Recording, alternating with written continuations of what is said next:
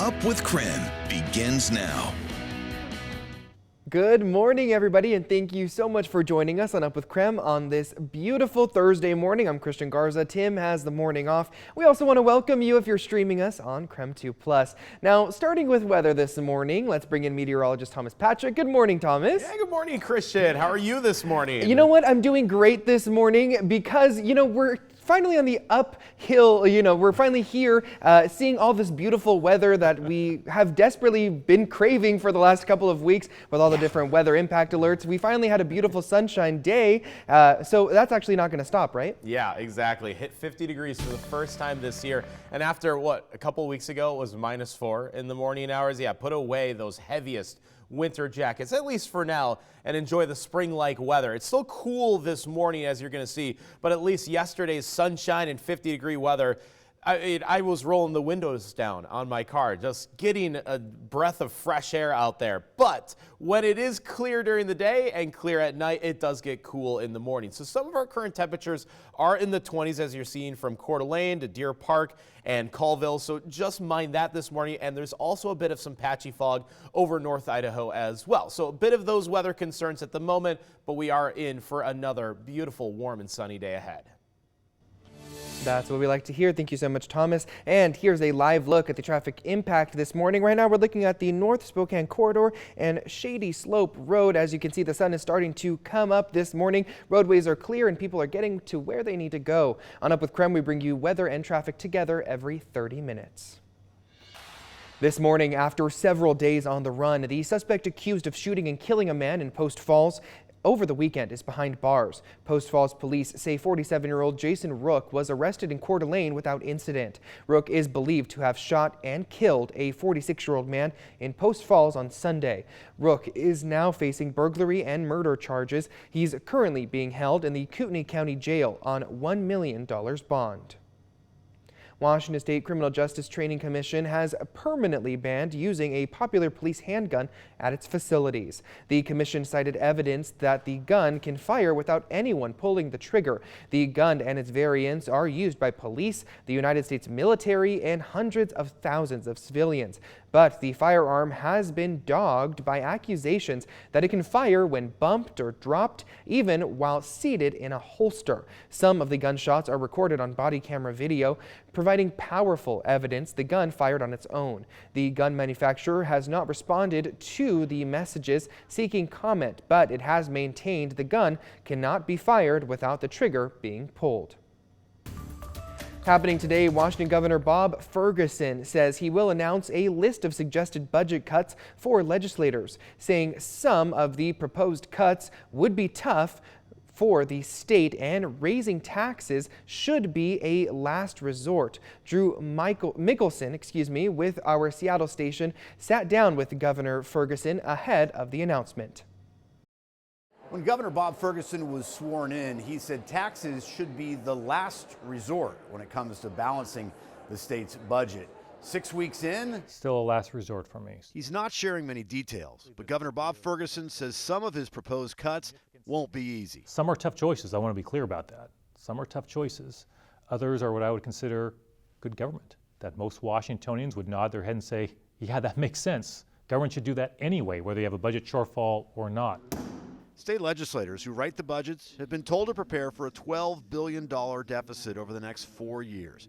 Democratic leaders say they're looking for efficiencies, but say new taxes would likely help offset some of the most painful cuts to agencies like those that support foster children. Before Ferguson entertains tax hikes, he's recommending cuts for budget riders.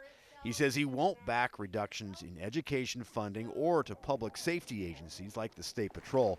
But whether it's in transportation projects or state parks, Ferguson believes billions can be saved. What do you say to those who say he's bringing Doge to Washington State, that you're cutting some of these things that people may say, yeah, hold on? Yeah, I mean, well, first, any comparison, I mean, what's coming from D.C. on the budget cuts is chaotic is an understatement. It's insanity. I mean, right, just firing people left and right, whether they're good performers or not, no matter how core their service is to the people of a state or a country. The only cut he was willing to talk about, the $70,000 plan to replace the carpet in the governor's office. a move passed before Ferguson became governor. Hey, we're putting this on hold because of the situation we're facing. I'm expecting every agency head to know their budget at the same level I'm going to know my budget, okay?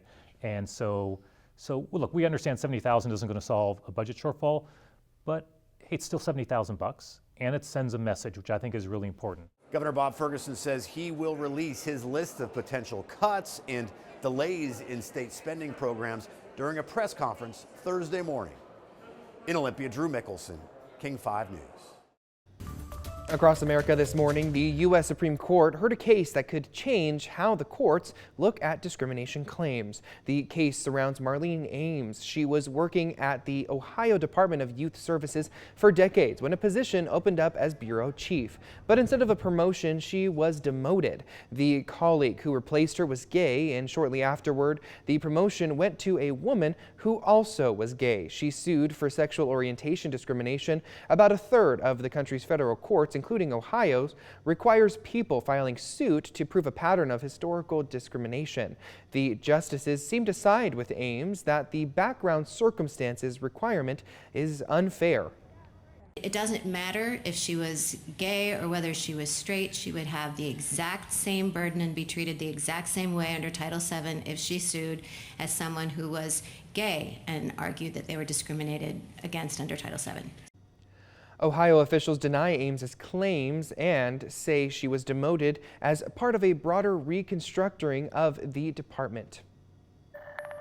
This morning, two-time Oscar winner Gene Hackman and his wife have been found dead in their New Mexico home. The Santa Fe County Sheriff says the couple has died along with their dog. He added there was no immediate indication of foul play. Hackman was an intense character actor who won Academy Awards for the 1971 drug saga The French Connection and the 1992 Western Unforgiven. The former Marine appeared in more than 80 films as well as on television and the stage during a lengthy career that started in the early 1960s. February is Heart Health Month, and more cardiologists are turning to a surprising tool to treat many patients: GLP-1 drugs known for weight loss. One study shows for overweight patients, GLP-1 drugs reduce the risk of stroke, heart attack, and death by 20%. They are a powerful tool, and doctors can help determine whether benefits outweigh potential side effects like digestional problems or, rarely, pancreatitis. One of the big things that really causes or drives these numbers of high blood pressure, high cholesterol, and high sugar is your weight or obesity. More insurance plans will now cover the cost of medically necessary weight loss drugs. Experts say broader use of heart health could actually save money because the U.S. spends more than $100 billion treating heart disease each year.